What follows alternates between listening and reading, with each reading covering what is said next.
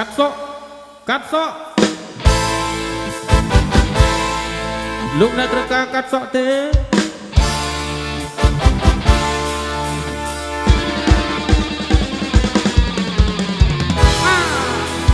កាត់សក់លោកសុំចាំខ្ញុំកាត់សក់សេបើទល់ដំរែមានតែតត្រង់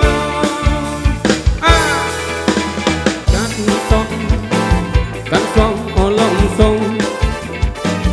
សុំក្រំឬកាត់គឺខ្ញុំពិនកាត់ដំរើតាមតែចិត្តប្រាថ្នា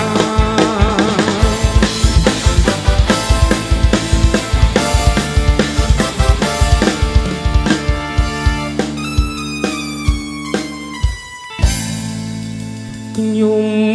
ជាកាន់ស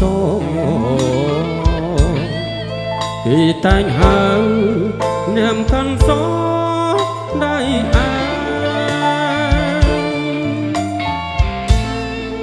ដៃជំលាគឺខ្ញុំហើយខ្ញុំថាអូនចង់រៃ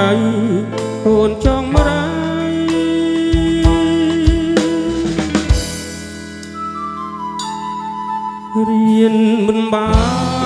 នកាវេរួងរត់ថ្ងៃបានត្រឹមតែកាត់ស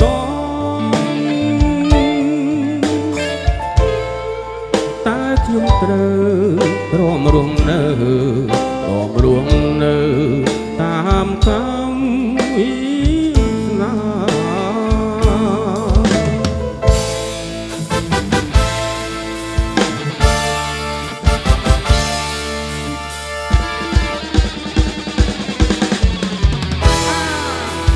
កាត់សំ